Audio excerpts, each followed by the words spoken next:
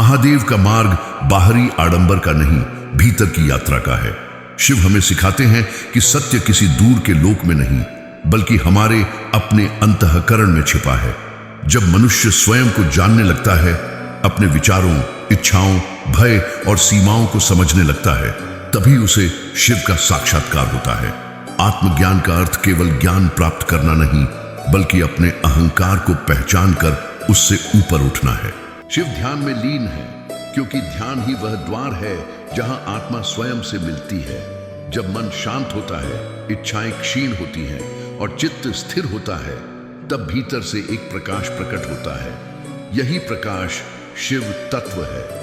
जो व्यक्ति दूसरों को बदलने से पहले स्वयं को बदलना सीख लेता है, वही वास्तव में शिव पथ पर चल रहा होता है। महादेव कहते हैं, भागो मत, सामना करो। जीवन के दुख, संघर्ष और असफलताएं हमारे शिक्षक हैं। जब हम इनसे भागते नहीं, बल्कि इन्हें स्वीकार कर समझते हैं, तब आत्मबोध जागृत होता है। शिव श्मशान में विराजमान है, क्योंकि वे हमें सिखाते हैं कि नाश के भय से मुक्त होकर ही सृजन संभव है। आत्मज्ञान का मार्ग धैर्य मांगता है। इसमें न कोई शॉर्टकट है, न कोई दिखावा। जब साधक अपनी वासनाओं, क्रोध और मोह को देखकर भी उनसे बंधता नहीं, तब वह मुक्त होने लगता है। यही मुक्ति शिवत्व है, जहां मैं और वह का भेद मिट जाता है।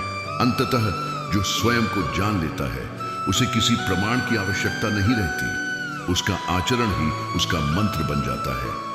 ऐसा व्यक्ति शांत होता है, करुणामय होता है और हर परिस्थिति में संतुलित रहता है।